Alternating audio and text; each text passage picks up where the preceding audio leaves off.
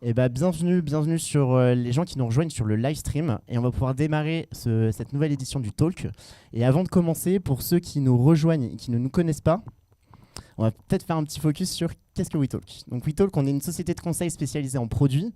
Aujourd'hui, on a plus de 100 spécialistes, de 100 passionnés de produits, sur lesquels on a accompagné plus de 250 clients. Nous, on accompagne nos clients sur 3 pans. La première, l'immersion sur laquelle on vient renforcer les équipes. Donc typiquement, je suis consultant aujourd'hui chez Roule, qui est présent ici. On est aussi présent sur du conseil. Typiquement, le type de mission qu'on a pu faire, c'est la démarche OKR pour la mettre en place dans ses équipes, ou tout simplement le job de PMM, c'est quelque chose qui peut être intéressant mais qui n'existe pas dans son entreprise. Comment le mettre en place dans son entreprise et quel rôle lui donner? Et on a un troisième pan qui est la formation, avec de très belles formations, comme Guillaume l'a fait remarquer sur l'IA, aujourd'hui qu'on va pouvoir faire. On en a d'autres, comme par exemple la spécialité du mobile. On a la prise de parole en public. On a une formation sur la discovery, sur laquelle je vais être coach. Du coup, il y a plein de choses à découvrir. Si jamais ça vous intéresse, que vous soyez client ou hitter, n'hésitez pas, on vous en parlera. Et si vous voulez nous rejoindre, pour ceux qui sont notamment sur le live stream, sachez qu'on est toujours open to work. Donc on a des postes de PM, QA, PMM, Product Ops, Data PM. Si l'aventure vous tente et que la marinière ne vous fait pas peur, voilà, vous pouvez venir. Alors aujourd'hui, on est sur un WeTalk. Un WeTalk, qu'est-ce que c'est? C'est une initiative qu'on a montée il y a quelques années avec un objectif, nous inspirer tous ensemble sur les enjeux du produit actuel. Et aujourd'hui, on a l'occasion de pouvoir parler d'un enjeu produit fort, l'IA, sur 2 sujets, les MCP et le vibe coding. Et pour ça, on va accueillir Fred. Alors je vais faire une petite intro de Fred avant, mais on peut déjà commencer par l'applaudir.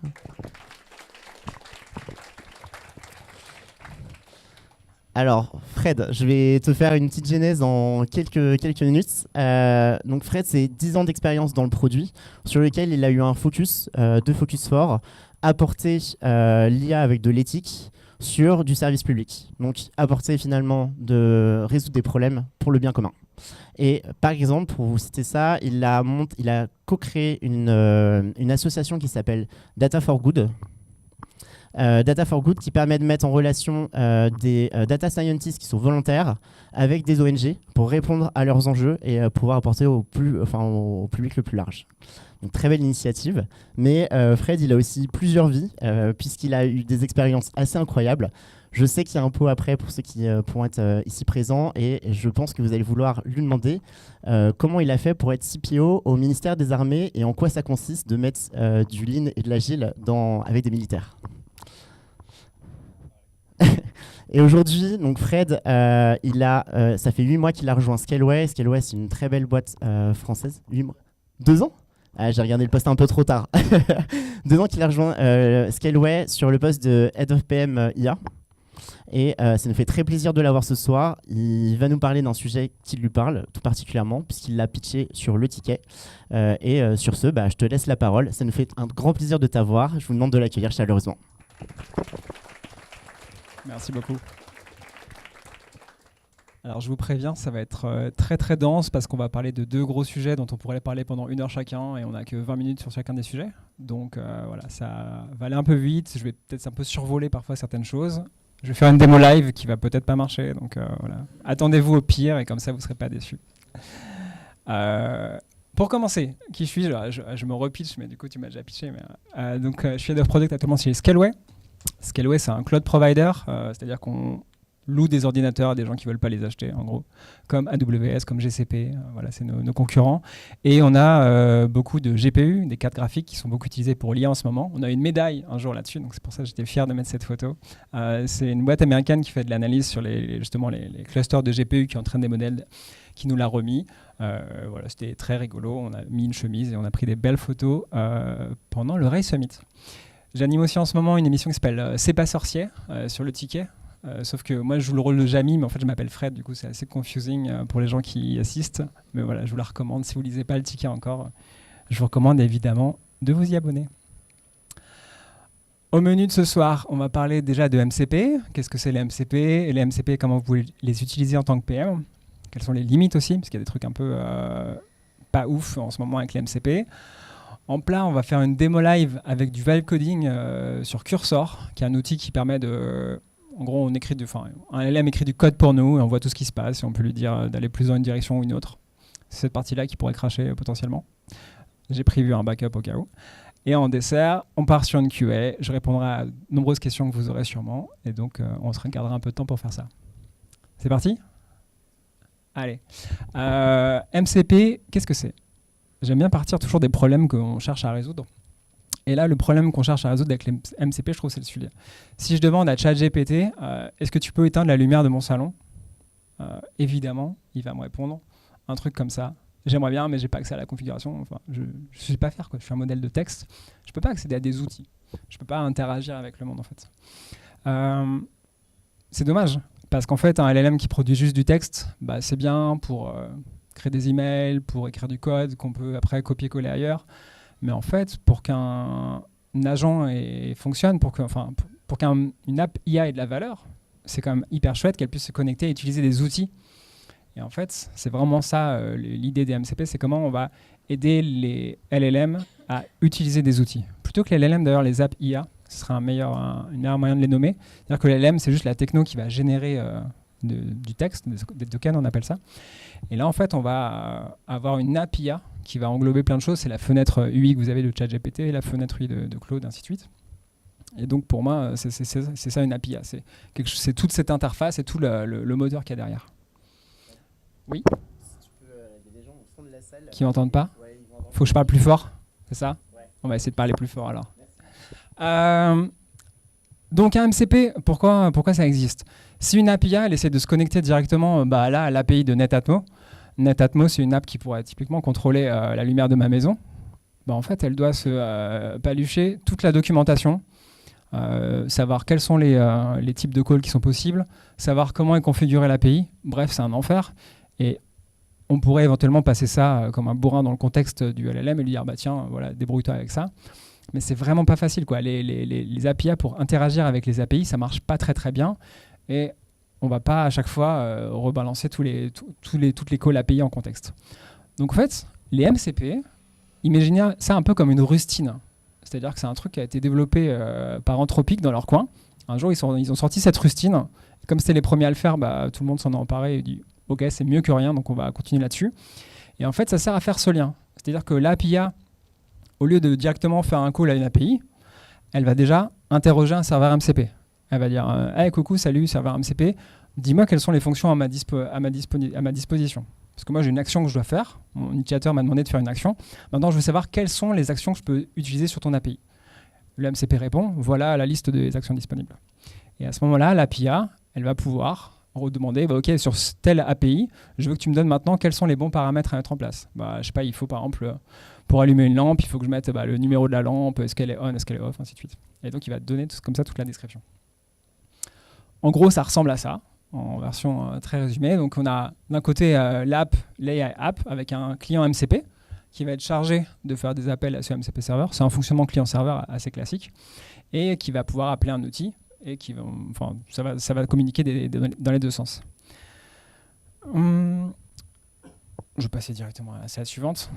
En tant que PM, qu'est-ce que vous pouvez en faire de cette information? Parce que c'est bien beau, les MCP existent, mais qu'est-ce qu'on en fait en fait de cette info? C'est pas hyper utile comme ça. Il y a deux choix que vous pouvez faire. Et un troisième choix, c'est de rien faire, mais on ne va pas en parler ici parce que c'est pas très intéressant. Le premier choix, c'est de créer votre propre MCP serveur. C'est le choix qu'on fait chez Scaleway. Chez Scaleway, on a plein d'API qui permettent à nos clients de lancer des machines, éteindre des machines, provisionner une base de données, avoir des infos sur leur facturation. Nous, en fait, on est en train de créer un serveur MCP pour que non seulement des humains puissent utiliser ces API, mais aussi des LLM, des API, puissent utiliser ces API. Et en fait, une fois qu'on a ça, c'est super puissant parce que ça veut dire que je peux avoir dans mon éditeur de code, comme on va voir tout à l'heure, je pourrais lui dire directement « Ok, j'ai écrit mon code, maintenant débrouille-toi pour aller sur Scaleway, crée-moi un serveur, achète un nom de domaine, et je ne veux pas savoir ce qui se passe, moi je veux juste valider et fais tout pour moi. » Donc c'est hyper pratique. Si jamais vous avez un produit qui a une API, et il y a quand même beaucoup de produits de nos jours, des produits numériques, qui ont des API, qu'elles soient en interne ou qu'elles soient en externe, peut-être vous ne les affichez pas vos API, mais vous en avez sûrement, ça vaut peut-être le coup de se dire je crée un serveur MCP qui va permettre de communiquer avec mes API via des LLM. Et de les intégrer après dans NUITN, de les intégrer dans Cursor, comme on va le voir après. Bref, de les rendre en gros compatibles avec des agents. Une autre chose que vous pouvez faire, c'est connecter votre API à des MCP. Peut-être que vous avez sûrement des use cases où vous utilisez de l'IA et votre IA, elle vient un peu toute seule. Bah, c'est peut-être le moment de se dire comment je peux utiliser des outils qui vivent ailleurs pour pouvoir améliorer mon expérience utilisateur. Typiquement, je sais pas, vous avez un app de réservation de voyage, vous pouvez très bien dire je vais aller consulter, je vais laisser mon utilisateur choisir un peu son voyage en tapant en langage naturel. Et puis, je vais aller automatiquement me connecter à une API de météo pour qu'elle me dise quel temps il fait dans la destination, ainsi de suite. Et donc, en fait, en ayant accès à des MCP, vous donnez accès à votre API à énormément de services qui existent. Mais, il y a des problèmes. Un des avantages des MCP, c'est que vous déportez aussi la responsabilité de la gestion du MCP vers celui qui fournit l'application.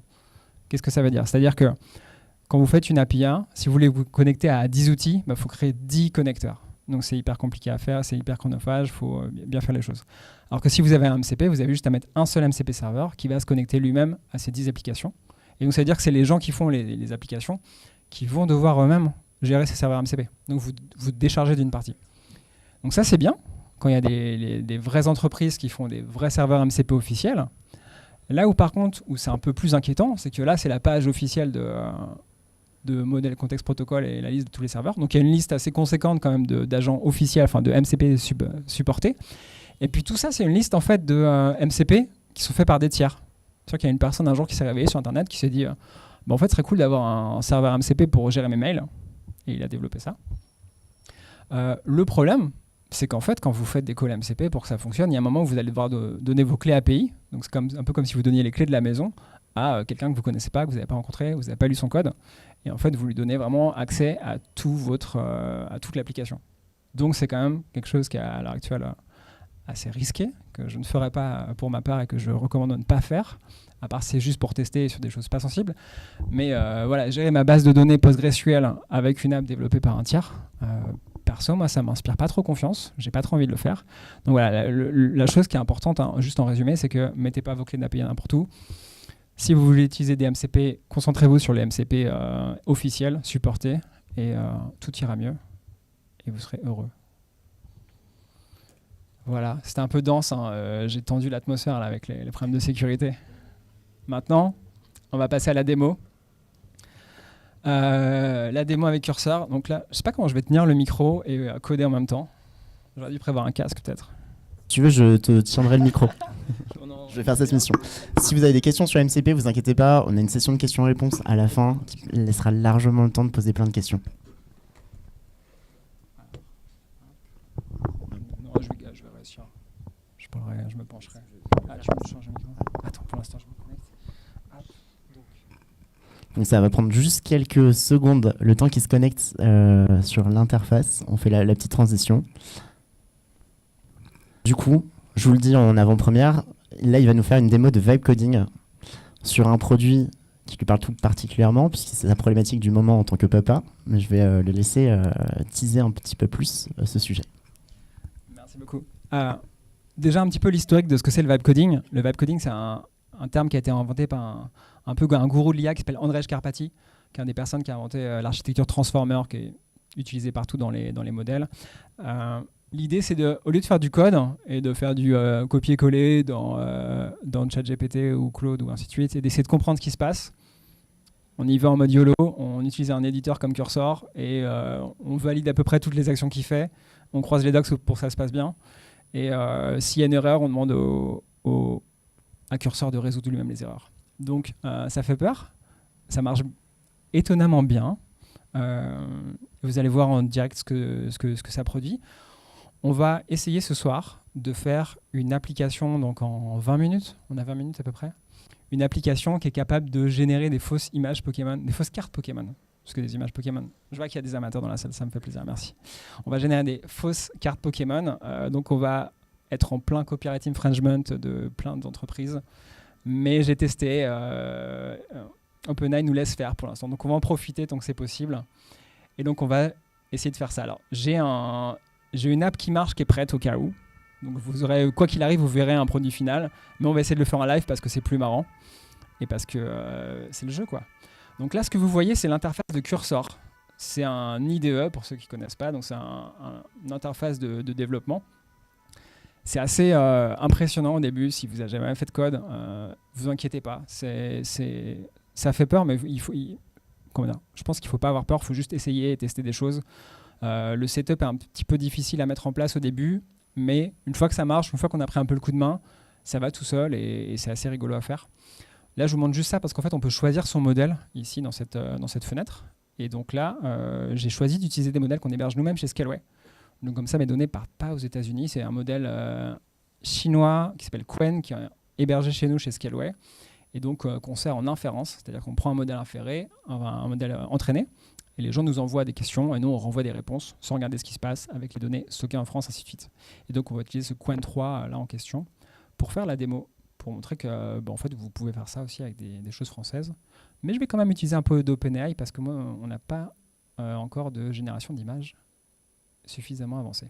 Alors, on va créer un nouveau dossier qu'on va appeler WeFit. Voilà, super. Vous voyez tout mon écran, ça fait tellement peur de faire des démos comme ça. En plus, c'est enregistré, c'est vraiment le pire setup. Je marche vraiment sur des œufs, quoi. J'ai des notes à faire pour... Non, je vais le taper moi-même. Allez. Donc là, ce que je vais taper, c'est le premier prompt. Attends, je l'explique. Le premier prompt qui va permettre de lancer la première application. Donc là, en fait, je vais écrire ce qu'il doit faire. Donc, génère-moi une app qui me génère des cartes Pokémon. Et après, vous allez voir, il va commencer à dérouler.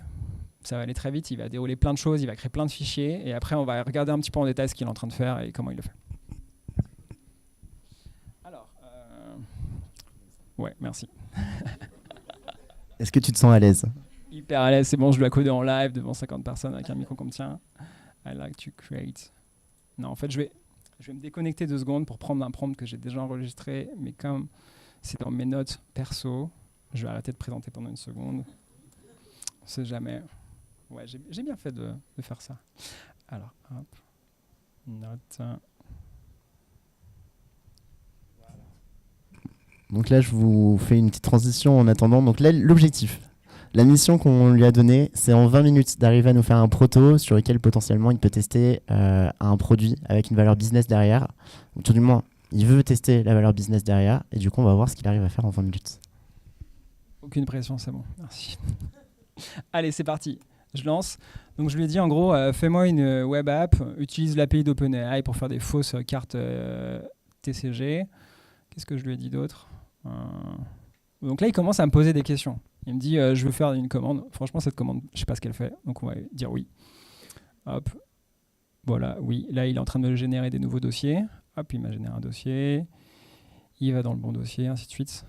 Il y a un mode qui s'appelle YOLO, qui accepte automatiquement toutes les requêtes. On ne va pas le faire aujourd'hui. On va le faire en mode étape par étape. C'est un vrai mode. Ça s'appelle vraiment comme ça. Donc voilà, donc on va le laisser faire. Et donc on voit, il commence à m'installer des paquets. Alors je ne lui ai pas spécifié le langage dans lequel le faire. Donc là, il a choisi de faire du JavaScript. OK. Si on lance plusieurs fois, je l'ai testé plusieurs fois. Une fois, il m'a fait du Python, une fois du JavaScript. Ça dépend de son envie. Et hop, là, il a créé déjà un premier fichier. Hop, là, qui s'appelle serveur. Et donc il fait 100 lignes de code. Voilà, qui fait déjà tout ça. On va le continuer, il me fait des dossiers, il fait des petits fichiers HTML. Je lui ai donné quand même quelques instructions, mais légères. Hein. Je lui ai juste dit que je préférais qu'il utilise des technos un peu connus. Je préférais qu'il utilise la dernière API d'OpenAI pour générer les images parce qu'elle est plus performante. Mais c'est vraiment tout petit. Hein. Le script, il fait une dizaine de lignes, quoi. Ah. Là, il me dit qu'il va devoir créer comment dire, il a besoin de ma clé API OpenAI. Donc il y a peut-être un moment où je vais devoir éteindre à nouveau mon écran pour ne pas vous montrer à tous mes clés d'API. Hop, voilà, je vous laisse tester plein de trucs. Ah, il a des erreurs, donc là c'est intéressant. Il a vu lui-même qu'il y avait des erreurs. Et donc la bonne nouvelle, c'est qu'il va lui-même essayer de les résoudre. En fait, ce que vous voyez, donc c'est ce qui se passe derrière le capot, si on soulève un peu, c'est qu'il y a ce modèle qui va aller interroger Qwen, qui va lui dire voilà la tâche que je veux faire, et qui va lui renvoyer des informations. Voilà la tâche que je veux faire, et qui va lui renvoyer des informations, ainsi de suite.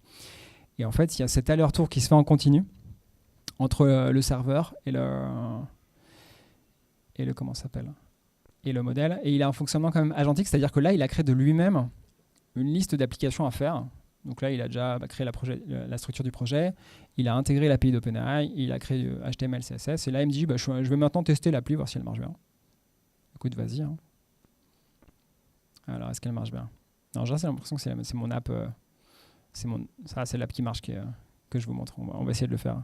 Donc là, il a créé l'application, et maintenant, je vais lui dire, parce que moi, je suis un peu le fumard, hein. Je pourrais lancer moi-même l'application comme il me dit de le faire.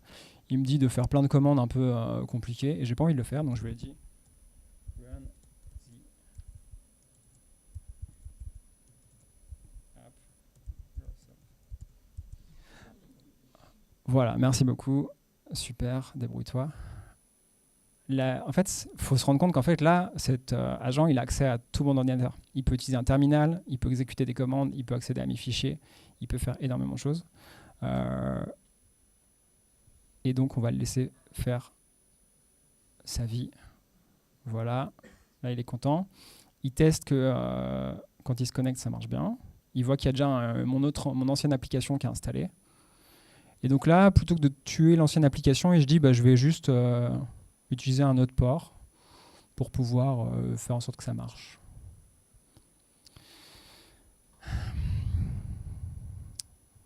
La pression monte. Est-ce qu'à la fin, on va avoir quelque chose à montrer ou pas?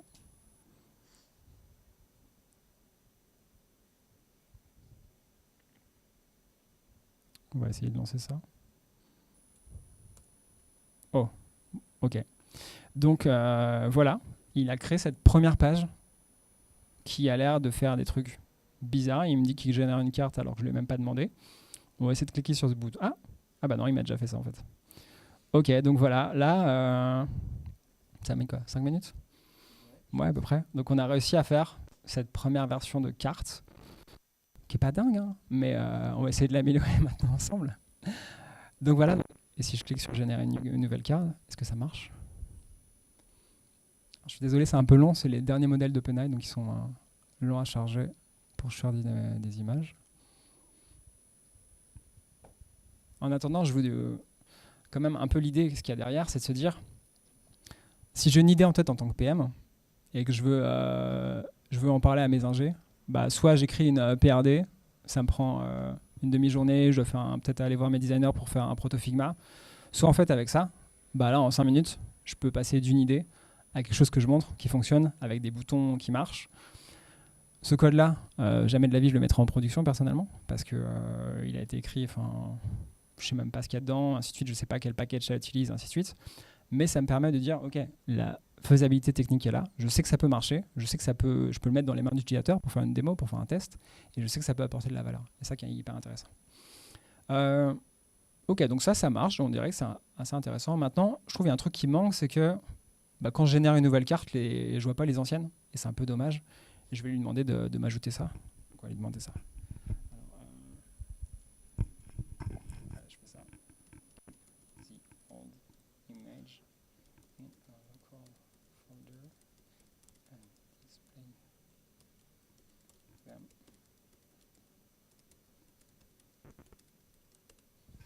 Donc voilà, tu me sauvegardes s'il te plaît les images que tu as déjà créées dans un fichier local et tu les affiches en bas de la page.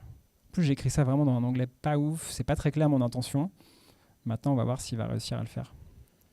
Alors, il y a un truc, c'est que là, en fait, il est toujours en train de run cette commande parce qu'il maintient mon serveur qui génère cette page-là up. Et donc, je vais le forcer à tout arrêter. Et je vais lui faire remonter ma query. Je vais dire non, concentre-toi là-dessus maintenant et fais cette modification. Donc là, il modifie mon app.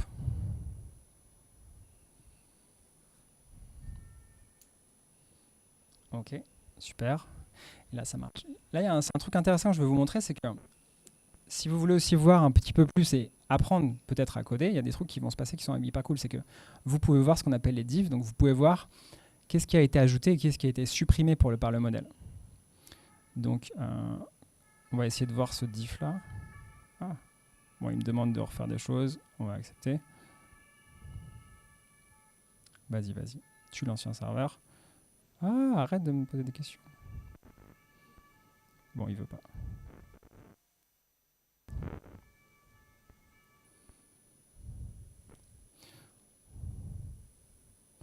Et donc, à chaque étape, l'avantage, c'est que je peux accepter ou pas les modifications qui sont faites, quoi. Je suis pas obligé de dire... voilà, donc là, je vois, par exemple, ce qu'il a fait, c'est que comme le port marchait encore pas, au lieu d'éteindre mon ancien serveur, il m'a juste recréé changé le port. Et donc là, je vais accepter cette modification. Et ce que je veux dire, c'est que je peux voir à chaque étape ce qu'il fait. Donc là, on le fait hyper vite, en mode on s'en fiche un peu de ce qui se passe. Mais si vous voulez vraiment aussi vous former, apprendre à comment marche vraiment une application web et vraiment comprendre ce qu'il y a sous le capot, bah, c'est un super moyen de le faire parce que grâce à ça, vous allez pouvoir voir comment on fait pour créer des programmes. Et je pense que c'est toujours intéressant parce qu'il y a quand même des choses, comprendre la manière dont marche un logiciel, c'est toujours utile, même s'il y a ces outils qui font. Savoir ce qui se passe un peu derrière le capot, ça sert notamment quand il y a des problèmes qui arrivent. Et là, voilà, j'ai une erreur qui est arrivée. J'ai aucune idée pourquoi. Ah oui, c'est 3.2, merci. Il a changé de port. Il a fait une nouvelle app. Superbe. Merci pour le debugging.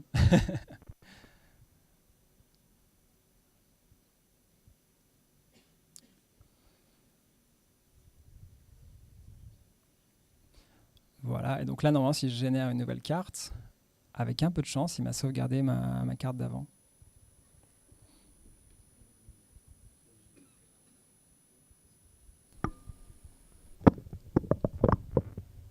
Bon, il n'a pas réussi à me sauvegarder ma carte d'avant. On va essayer de débugger en live, hein. Je vais dire le message. Je vais dire.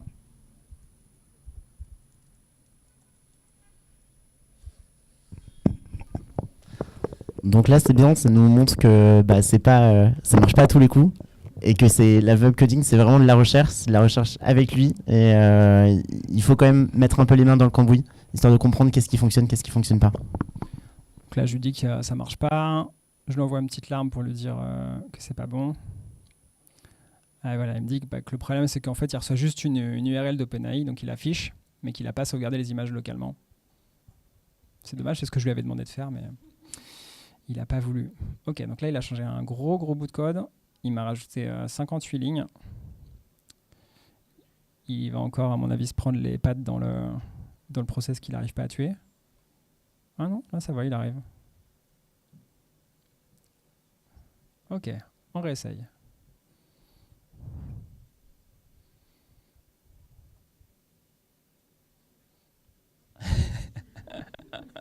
Merci, j'ai une nouvelle erreur. J'ai un nouveau truc cassé. C'est Vie ma vie de Vibe Coder. Ah, en même temps, on n'a pas fait les tests de l'application. Il n'y a aucun test. Hein.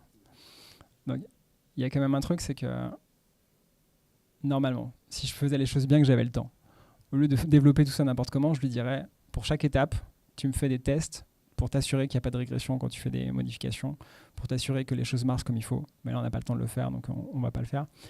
Une autre chose que je ferais pour faire les choses bien, c'est que je versionnerais mon code. C'est-à-dire qu'une fois que j'arrive à quelque chose qui marche, là, j'écrase tout en direct, ce qui n'est pas une super pratique pour ceux qui ont des amis développeurs. Et donc, le fait d'avoir du code versionné, ça me permettrait de revenir en arrière et de gérer ça mieux. Alors, qu'est-ce qu'il me dit ? Il me dit qu'il y a des erreurs. Bon, j'ai pas envie de lire l'erreur. On va lui dire, ça marche pas.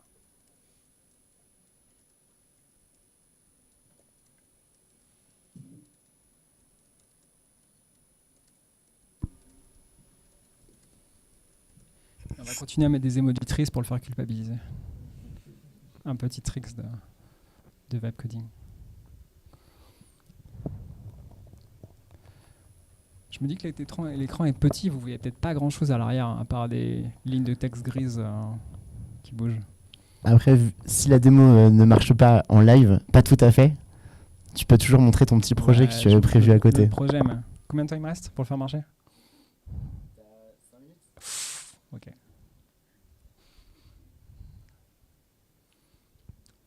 Là, je pense qu'il est pas mal. J'ai confiance en lui.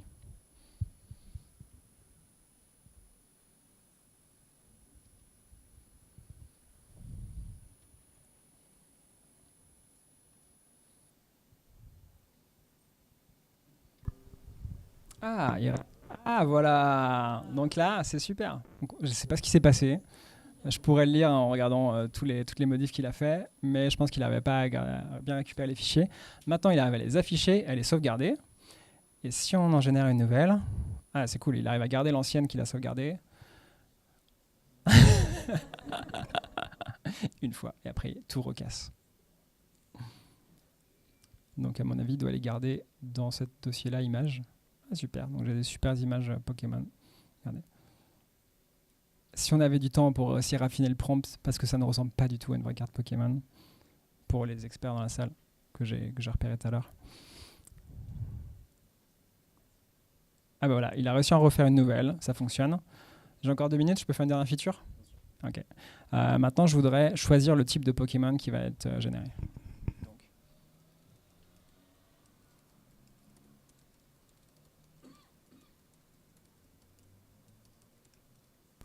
Donc effectivement, pour tous les passionnés de Pokémon, je sens qu'il y en a qui vont sortir du vibe coding demain pour tester des choses. Ça peut marcher avec tout. Et on aura quelques questions, je pense, à te poser après pour en savoir plus.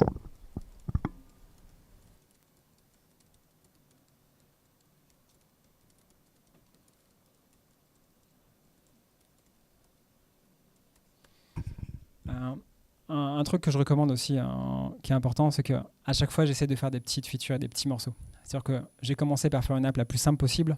J'aurais pu lui demander directement de faire les cartes sauvegardées en même temps, mais ça marche moins bien. Ce que je vous recommande, c'est de commencer par la feature la plus simple possible, vraiment le MVP du MVP, et au fur et à mesure, vous construisez les fonctions comme ça. Et c'est là que ça donne les meilleurs résultats, parce que il va moins s'en mêler les pinceaux, vous allez pouvoir aussi faire des tests sur ces petits morceaux. Et là, je lui ai demandé 2 choses en même temps, mais qui sont quand même assez liées. Je lui ai demandé à la fois de créer un menu drop-down pour choisir le type de Pokémon, mais aussi d'envoyer cette information à la génération d'images. Parce que je sais que quand je l'ai fait dans le passé, des fois il oubliait de le faire. Il me laissait choisir le menu, mais il ne prenait pas ça en compte. Donc là, je lui ai demandé 2 infos. C'est pas l'idéal, normalement, il vaut mieux demander une seule chose à la fois, mais là, j'espère qu'il va s'en sortir et réussir à le faire. Un autre truc qui est important en attendant, pendant que c'est en train de dérouler, c'est ce petit curseur-là qui est hyper important. Ça, c'est la fenêtre de contexte. Quand vous utilisez un LLM en direct, là, comme QuenCoder, il a une taille de token qu'il peut prendre en entrée. C'est-à-dire que là, quand j'envoie une requête pour lui dire aide-moi sur ce code, en fait, il n'envoie pas seulement ma requête, il renvoie tout l'historique de la conversation, tout ce qui s'est passé, tous les fichiers qu'il a lus. Et donc, il a une connaissance hyper grande de ce qui est en train de se passer. Le problème, c'est que ça a une limite, et une fois que je l'ai atteint, le modèle ne sera plus capable de marcher, il ne fonctionnera plus. Et aussi, ça coûte de plus en plus cher d'utiliser des modèles parce que le nombre de tokens comme en entrée, c'est facturé. Tout ça pour vous dire qu'il faut faire gaffe à cette limite et qu'une fois elle est atteinte, en fait, il faut relancer un nouveau chat. C'est-à-dire que vous avez perdu tout l'historique. Et donc là, c'est comme si vous discutiez avec un LLM qui vient d'arriver sur le projet, qui ne connaît rien. Et donc, il faut repartir de la base. Il faut lui dire, voilà, j'ai ce projet qui est déjà lancé, qui fait ça, ça, ça. J'aimerais rajouter telle feature. Et lui, il va relire les fichiers importants, il va refaire des actions, et ainsi de suite. Je crois que pendant que je parlais, ça s'est fait, non? Ah ouais. Enfin, un Pokémon psychic. Ah, il a même pas. Ouais, il fait des trucs bizarres. Il crée des images avant même que j'ai choisi un type. C'est pas grave, on va y aller. Donc ouais, cette fenêtre-là de contexte, elle est hyper importante. Elle dépend des modèles aussi. Tous les modèles n'ont pas la même taille de contexte, donc c'est un truc à surveiller. Parce que des fois, on se prend des erreurs à cause de ça, parce que on commence à être pas mal là. Ah, donc il m'a fait ah oui, en fait, il a fait les 2 requêtes. Celle quand j'ai mis, et il m'a fait un Pokémon de type psychic. Magnifique. Une dernière feature, j'ai le temps ou pas? Moi je m'arrête pas, hein. Il faut que tu m'arrêtes. Hein. Je vais t'arrêter. On va pouvoir passer à quelques questions. Allez. Et l'autre produit final que j'ai fait, il ressemble à ça. Donc les cartes sont plus... Cette carte-là commence à être pas mal. Là, on commence à avoir des bons résultats. Ça, sur ce produit-là, combien de temps tu as passé? Le premier, j'ai dû passer 1 heure après, à peu près, un truc comme ça. Mais parce que il y avait... Là, en fait, l'avantage, c'est que je savais déjà là où il allait se planter, donc j'ai pu un peu plus le guider. Par exemple, je lui dis enregistre les fichiers localement, parce que je sais que c'est un truc qu'il n'avait pas à faire la dernière fois. Donc, en tout, ouais, j'ai dû m'entraîner en gros 1 heure. Mais au début, c'était catastrophique, quoi. Il ne comprenait pas.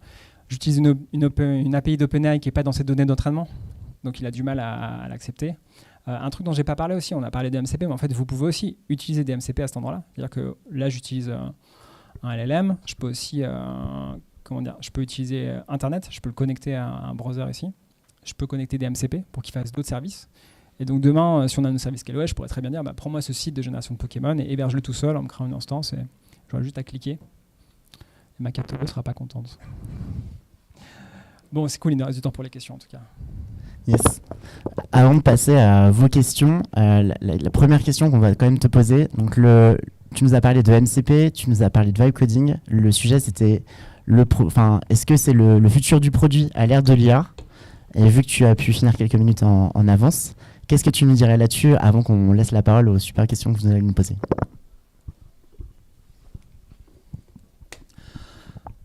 C'est quelque chose qu'on a vu souvent chez le ticket, c'est qu'il y a plein de gens dans le product management qui ont un peu ce sentiment d'arriver trop tard et de se dire en fait je ne vais pas réussir à faire de l'IA, le train est déjà parti et ça ne marche pas. C'est pour ça qu'on a créé cette émission C'est pas sorcier, c'est pour dire aux gens, en fait, déjà la première information c'est que c'est pas trop tard. Franchement, il y a toujours des nouvelles choses qui arrivent, il y a toujours des nouveaux modèles qui sortent, il y a toujours de nouvelles technos, il y a toujours des trucs. Personne n'est en retard en fait. Commencer maintenant, c'est pas arriver trop tard, c'est le bon moment, c'est parfait, il y a plein de choses qui se passent. Moi je pense qu'on est encore en avance et que ça va continuer à se démocratiser. Donc, je pense que ça c'est la première leçon, c'est de dire faut pas avoir peur, faut essayer de faire des choses. La deuxième leçon importante je pense c'est de dire il faut mettre les mains dans le cambouis et essayer des choses.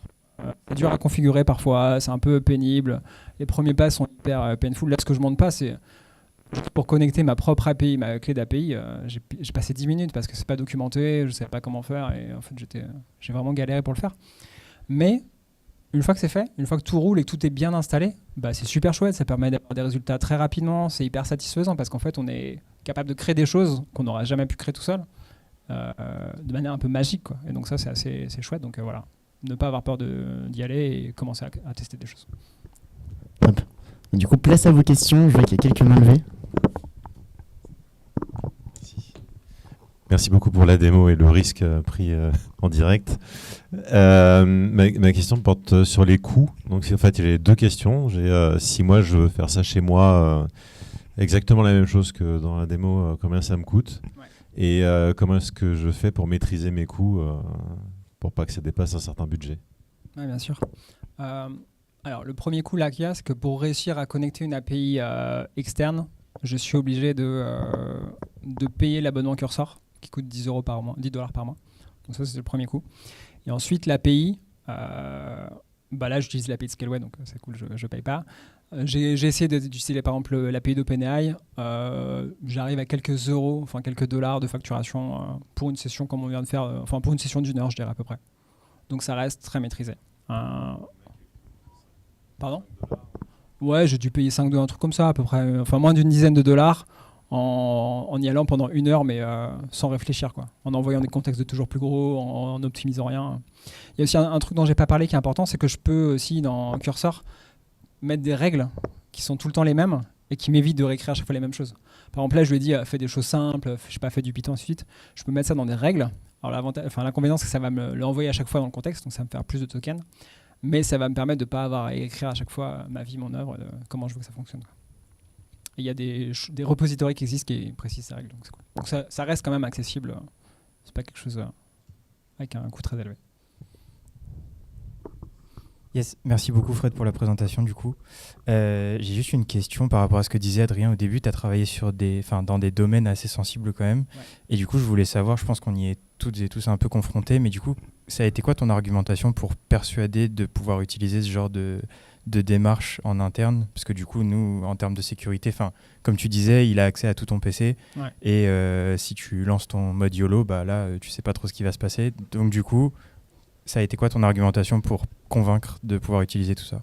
Alors déjà, pour rassurer tout le monde, on n'utilise pas du code vibe codé en prod chez Scaleway. Okay.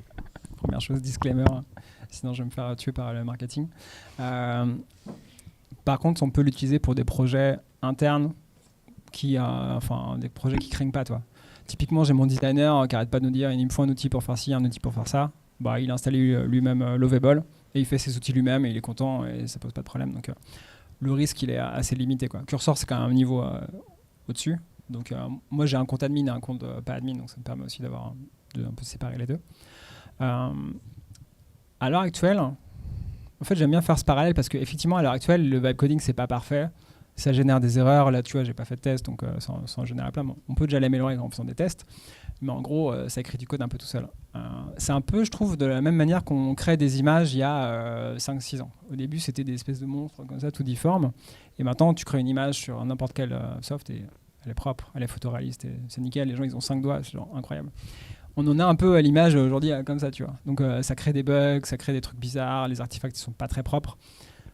Mais pour moi, c'est des problèmes qui vont se résoudre. C'est-à-dire qu'il y a un tel enjeu derrière de laisser tout le monde faire du code, en fait, qui est tellement incroyable que, en fait, évidemment qu'il y a des boîtes qui vont bosser pour avoir des chaînes d'intégration continue qui surveillent ce que tu fais, pour mettre des chaînes de testing en continu en place. Et donc, plus ça va aller, plus le code qui va être généré comme ça, il va être propre et pouvoir être utilisé en production, quoi. Merci. Merci beaucoup pour la démo. Pour utiliser pas mal d'outils comme ça, je crois comprendre que le nerf de la guerre, il est dans l'identification de ce qui ne fonctionne pas, pourquoi il se trompe. Ouais.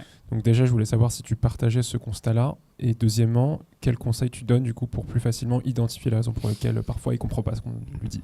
Excellente question. Premier conseil, c'est de commencer avec une petite feature et de la blinder tests. Et comme ça, en fait, dès qu'il y a une régression, tu la vois. Et en fait, lui-même, il est capable de lire. En fait, lui-même, il va exécuter les tests avant de lancer l'app, typiquement. Et il va dire, ah bah non, je me suis planté, je vais réécrire mon code jusqu'à temps que ça marche. Donc ça, tu fais des petits bouts et tu mets des tests. La deuxième chose, c'est que quand même, ça aide de comprendre un peu ce qui se passe. Tu vois, moi, au début, quand j'ai réécrit le prompt, et je lui ai dit, bah, en fait, ma clé OpenAI, elle est là, elle est cachée. Mais je te garantis que le fichier .env il existe et que moi je l'ai mis, mais toi tu n'y auras pas accès, mais il existe quand même. Parce que sinon, en fait, constamment, il essaie de le réécrire, de le recréer, et ainsi de suite. Et en fait, ce truc-là, il va jamais réussir à le débugger tout seul, quoi. Donc, avoir quand même une connaissance un peu macro et pas hésiter à lire ce qu'il écrit, ça t'aide vachement parce qu'en fait, les réponses, elles sont là. Et d'avoir un peu une overview de comment marche le code, ça aide quand même énormément. Alors, ça, c'est un outil quand même qui est très orienté code. Il y a des outils encore plus haut level où alors là, tu vois rien de ce qui se passe. Moi, j'aime bien un curseur parce qu'il y a une espèce de bon entre-deux, quoi. Tu veux quand même des trucs un peu YOLO, mais quand même, tu as accès à ce qui se passe, tu peux vérifier, tu as des checkpoints que tu valides. Donc, Merci beaucoup. j'en prie. N'hésitez pas pour les questions. Je passe avec le micro si vous en avez. Yes. Merci pour la démo. Je me faisais une réflexion. Je me disais, c'est pas un peu étrange d'imaginer que le monde va aller vers des machines qui utilisent des langages qui étaient faits pour les humains pour programmer des machines. On a l'impression qu'il y a un truc qui est en trop, en fait. C'est-à-dire que Python, par exemple, mais comme les autres langages, JavaScript, c'est des langages qui sont faits pour être utilisés par des humains, pour instruire des machines. Si on dit que maintenant, celui qui programme, c'est une machine, finalement, ça rend complètement obsolète toute cette logique d'avoir des langages lisibles, interprétables. Pourquoi est-ce qu'on ne travaillerait pas sur des machines qui gèrent directement du code exécutable ? On oublie tous ces langages interprétés qui coûtent une blinde en exécution et on régénère du binaire directement. Elle est censée savoir le faire. Il n'y a pas de raison.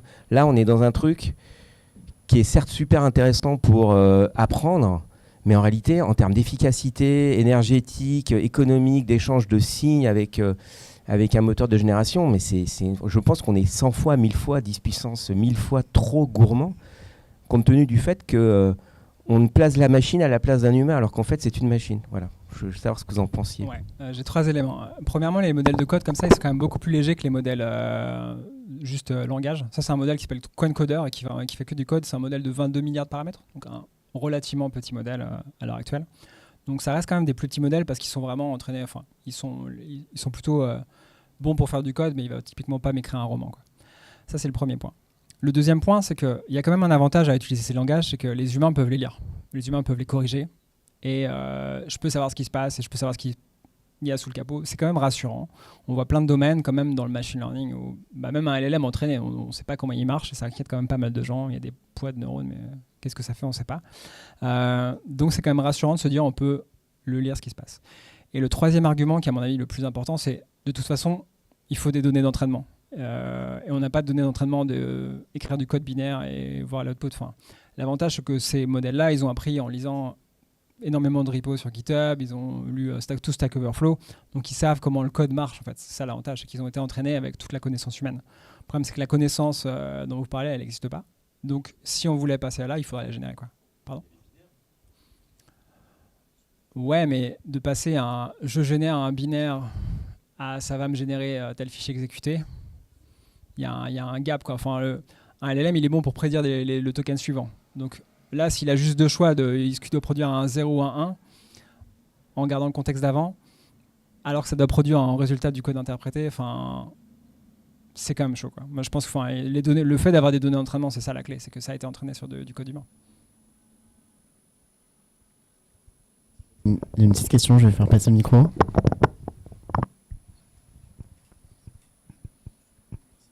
Alors, comme tout le monde, merci Fred pour la démo. Je vois bien la puissance du truc sur tout ce qui est prototypage et éviter de passer des heures carrées sur des PRD. Au-delà de Cursor, il y a d'autres outils. On pense beaucoup à Lovable. Qu'est-ce que tu proposerais? Déjà, c'est quoi la différence entre ces solutions-là? Et qu'est-ce que tu proposerais à une équipe produit qui n'est pas forcément très tech-savvy et qui n'a pas les mains dans le code tout le temps pour justement commencer à prototyper rapidement et s'affranchir de specs hyper longues qui mettent des heures? C'est là où s'arrête mon domaine de compétences. Pour être honnête, j'ai jamais testé Lovable. Donc je connais que Cursor. On m'en a dit le plus grand bien. Mon designer, typiquement, lui, il utilise Lovable. Et il arrive à faire des choses chouettes avec. Donc je pense que ça a l'air bien pour commencer. Moi, c'est juste que j'ai plus d'expérience là-dessus, donc j'ai parti sur Cursor. Mais j'imagine que Lovable, c'est bien. Et je pense que le mieux, c'est de tester et de voir comment on le prend en main et si ça plaît, quoi. Dans ce cas, j'ai une autre question. La mise en place de Cursor, tu disais que c'est quand même un petit peu, peut-être pas fastidieux, mais demain, on met ça entre les mains d'un product people, encore une fois, plus que d'un tech, pour un petit peu setuper l'espace et commencer un peu à lancer ses prompts. Tu évalues ça comment en termes de temps et de complexité? S'il y a quelqu'un qui s'assied à côté de toi qui l'a déjà fait, ça prend 2 minutes. Si tu veux juste te dépatouiller toi-même comme je l'ai fait, voilà, tu prends une demi-heure ou une heure parce que juste le. Et encore, c'est parce que j'ai utilisé des modèles Scaleway. Je me suis dit, on fait nos propres modèles, c'est quand même ballot de ne pas les utiliser. Donc je me suis quand même penché pour utiliser le modèle Scaleway. C'est juste, tu prends le curseur normal que tu te connectes Claude et OpenAI, ça marche out of the box, quoi. Mais tu vas payer le plus cher parce que tu consommes les gros modèles.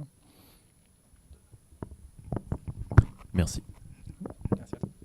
Donc on a aussi des personnes présentes sur le live stream. J'ai juste donné la parole à notre voix du live stream. Yes, merci Fred. Je me fais le porte-parole des personnes dans le live stream. Okay. On a un petit peu abordé le sujet, mais on a 2 petites questions autour des outils. Est-ce que tu penses que Cursor, c'est le meilleur outil pour faire du vibe coding? Et deuxième question, c'est pourquoi tu n'utilises pas le nouveau modèle Claude Sonnet 4.5? Je ne sais pas si tu as un petit peu de choses à nous dire là-dessus. Voilà. Bien sûr. Est-ce que Cursor, c'est le meilleur outil? Peut-être pas pour tout le monde. Pour moi, je l'aime bien parce que pour toutes les raisons que j'ai citées, j'aime bien avoir le code, j'aime bien avoir un éditeur de texte et ça me rassure, c'est un truc familier pour moi, donc j'aime bien avoir ça. Et je trouve que c'est un bon compromis entre vibe coding et un truc qui ressemble quand même pas à du code. Pourquoi je n'utilise pas le dernier modèle de Claude? Alors Claude, ils font des super modèles, c'est trop bien. Mais en fait, il y a quand même un truc avec ça, c'est que quand on commence à utiliser ce genre de modèle avec Claude et OpenAI, on envoie toutes nos données aux US qui n'ont pas les mêmes réglementations que nous, qui n'ont pas les mêmes droits que nous. Et là, c'est un truc de carte Pokémon, donc on s'en fiche un peu. Mais quand ça commence à faire un truc qui parle d'un de mes use cases, qui parle d'un de mes business, où je commence à rentrer dans des détails métiers, moi, ça me gêne d'envoyer tout ça, en fait. Comme ça me gêne d'envoyer mes données sur ces modèles-là. Donc là, en fait, j'utilise un modèle qui est open source, qui a été créé, qui a été mis en commun dans la communauté et qui est déployé en France à Saint-Ouen-l'Aumône en 95. Et du coup, je sais qu'il n'y a rien qui sera fait avec mes données, donc moi, ça me rassure. Et le modèle, il marche très bien, donc ça me va. Top, merci. Merci également. Et petite question, alors j'ai entendu, si j'ai bien compris, que tu disais que le code qui était généré par ton vibe coding lors de ta démo, tu préférais le jeter, je crois que pour une question de sécurité. Et du coup, moi, spontanément, quand on m'a parlé du vibe coding, je m'étais dit, ah chouette, ça va potentiellement me permettre de faire gagner du temps aux devs, parce qu'ils sauront déjà à peu près quoi faire. Et du coup, quel est l'avantage d'un point de vue technique de faire du vibe coding si c'est pas... Enfin, si tu préfères jeter le code que ça te donne, quoi. Alors, c'est un peu particulier à mon contexte, c'est-à-dire que Scaleway, ce qu'on fait, c'est donc un cloud provider. Donc en gros, on achète des machines et on installe toute la stack technique qui va servir après aux autres pour faire leurs applications. Donc c'est hyper critique, quoi. C'est-à-dire que si nous on tombe, en fait, tous les sites y tombent. Donc on place le curseur en termes de qualité du code, en termes de sécurité, hyper haut. Donc c'est aussi pour ça qu'on ne peut pas se permettre de mettre du code en production pour l'instant comme ça. Ça ne veut pas dire que demain on ne pourra pas le faire. Il y a d'autres choses qu'on fait qui aident les développeurs. Typiquement, les développeurs, ce qu'ils ont, c'est plutôt un truc qui fait de l'autocomplete. Donc quand ils font tab, il y a un LLM qui les aide et qui va leur compléter leur bout de code ou leur phrase, ainsi de suite. Et ça, on fait avec de l'IA. On a aussi un truc qui permet de review des merge requests, pareil automatique, qui permet de faire une première passe de check. Et ça. Donc on automatise quand même des choses qui leur permettent d'aller plus vite. Mais faire du vibe coding, typiquement, quand j'en parle aux devs, ça les rend mal à l'aise, quoi. Vraiment, ils sont pas encore confiants. Et en vrai, ils ont raison. C'est pas encore à l'état où une boîte de notre taille peut mettre des choses comme ça en production. Ça le sera peut-être un jour. Si c'est pour des petits projets, pourquoi pas. Mais à l'heure actuelle, on peut pas se faire ça. Okay. Du coup, c'est pas trop une source d'inspiration pour eux, finalement. Bah en fait, ils sont à la fois, ils trouvent ça super chouette, puis ils craignent aussi un peu ça. Enfin, tu vois, il y a un peu ce côté, ils savent pas trop se positionner. Et ils soulèvent des problèmes qui sont réels, c'est-à-dire qu'effectivement, tu peux générer des choses qui posent problème sans t'en apercevoir, donc il faut quand même faire gaffe, quoi. Et en fait, ils ont peur de se dire, je vais passer plus de temps à relire le code que si je vais l'écrire moi-même, quoi. Okay. Top. Merci. Yes. Je vais juste corriger une chose, parce que ta réponse m'a un peu dérangé. Je viens des systèmes embarqués. Ouais. Et ce que tu appelles des suites de 0 et de 1, en fait, c'est juste du code que le microprocesseur est capable d'interpréter. Oui.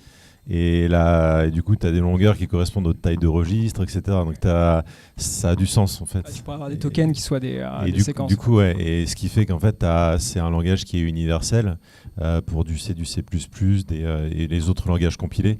Il y a plus de problèmes pour tout ce qui est Python et des langages où il y a une couche intermédiaire. Mais si, en fait, ça fait sens si tu as encore plus de données, puisque tu as beaucoup plus de code compilé qui a de langage. Je veux dire, comme c'est universel, tu peux avoir une variété de langages pour un même code compilé. Donc tu as beaucoup plus de sources d'apprentissage pour pouvoir générer derrière. Et derrière, tu as aussi des logiciels qui, à partir du code binaire, génèrent un code interprétable par l'humain pour la relecture. Ok, je vois ce que tu veux dire. Ça pourrait être une piste, et en vrai, de toute façon, on pourrait peut-être tendre vers ça un jour. La seule question, le seul truc que je vois qui manque, c'est quand même cette partie question-réponse. Tu vois, il n'y a personne qui va dans Stack Overflow en disant j'ai cette suite de 0 et de 1 qui pose problème. Regarde comment je peux résoudre ce problème-là. Enfin, tu vois, ça devient tout de suite un. Ouais, mais comme après, tu peux le retraduire en langage et que les LLM sont capables d'interpréter aussi dans un sens. Stack Overflow, déjà, tu n'en as plus trop besoin. Enfin bref, c'était juste pour. Okay. Ta réponse m'a perturbé. Pas de souci. Merci. Je t'en prie. Bon bah du coup Fred, t'as un nouveau truc à tester demain, j'ai l'impression.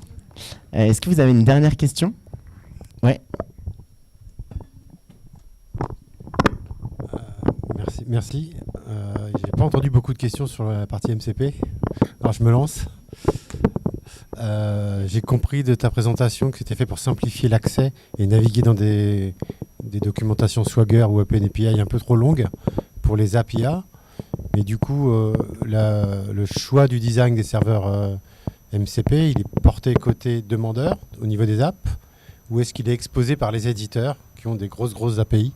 Comment ça se passe du coup? Ouais, c'est vraiment les gens qui ont les API. Enfin, le rôle des gens qui ont les API, c'est de faire des serveurs MCP. Et les rôles de ceux qui ont des API, c'est de faire des MCP clients.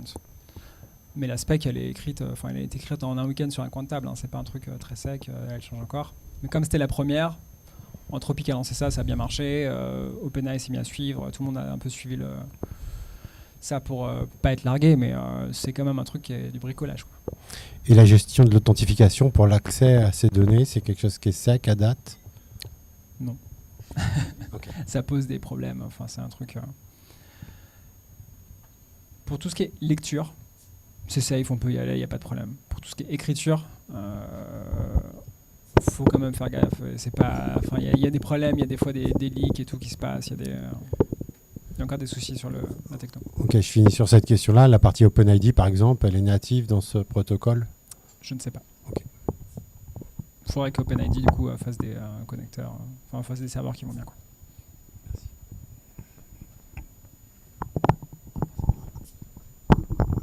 Merci pour la question. Est-ce qu'il y a une dernière question à poser?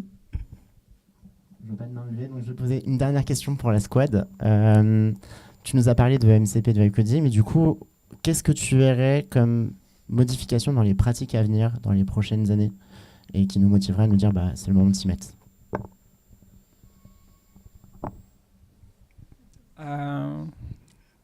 De ce qu'on voit, donc on bosse aussi avec des gens qui entraînent des modèles, et on voit quand même pas mal de gens qui bossent sur de l'audio.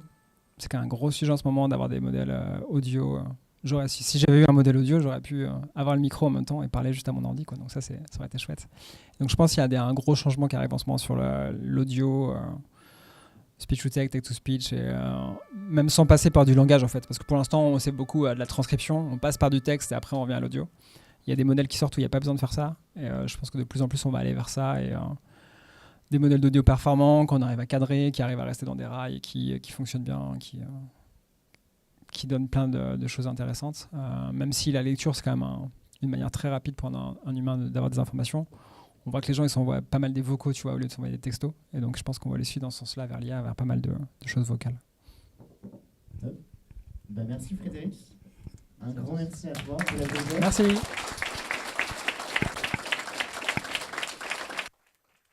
Alors, Frédéric, j'ai une petite mission avec Wikit. On va faire un post demain.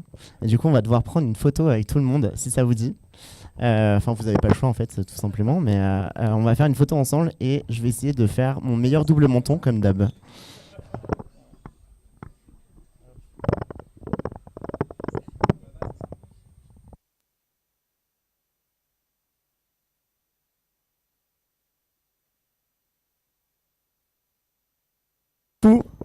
Alors, je vais vous garder 5 minutes. Après, on va pouvoir passer un pot pour ceux qui sont là. On a une petite surprise pour toi, Fred. Alors, on a quelques petits cadeaux. Le premier, je sais que tu es quand même quelqu'un de gourmand. Donc, on a une petite boîte de chocolat, de truffes de chocolat, avec la marinière, s'il vous plaît. Le deuxième, tu nous as parlé d'un menu tout à l'heure, entrée, plat, dessert. On t'offre un menu pour 2 personnes dans un super restaurant qui s'appelle Orgueil. Très bonne note sur Google Maps, je vous le conseille. Et tu nous as fait une démo de vibe coding sur les cartes Pokémon. Et du coup, nous allons t'offrir un petit pack de cartes Pokémon. J'ai été conseillé par le mec qui tient le magasin. C'est des très belles cartes, visiblement.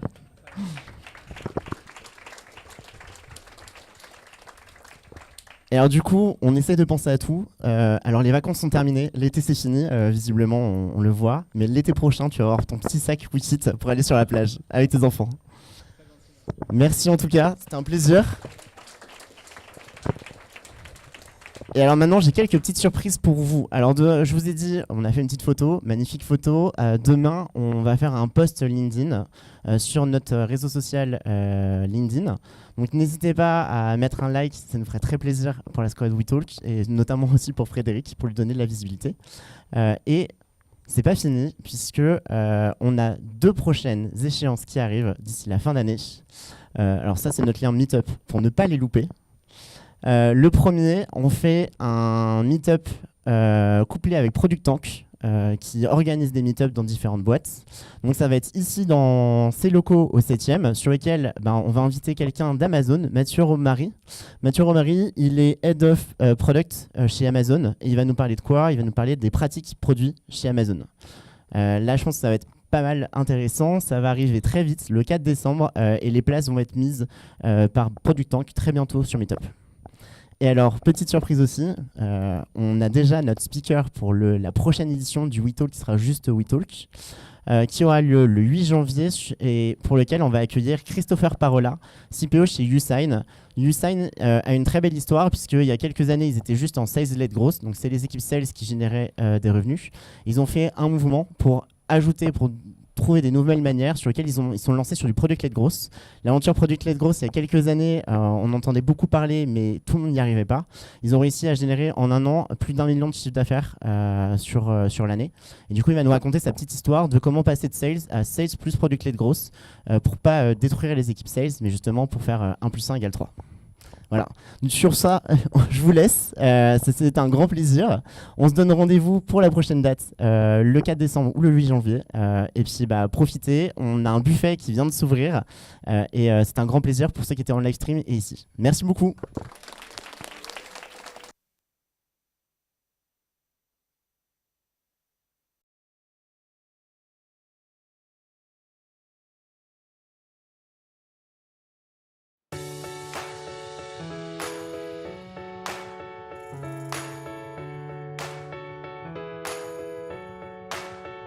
Je suis Juliette Lorenz, ma passion c'est les OKR et donc j'en ai créé une entreprise qui s'appelle Voilou. Donc j'accompagne d'autres organisations à se lancer dans la démarche, dans cette magnifique aventure que sont les OKR. Donc aujourd'hui je suis chez WeFit pour partager cette passion des OKR, pour partager tous mes tips sur la méthodologie, pour comment comprendre finalement ce framework qui paraît super simple de premier abord.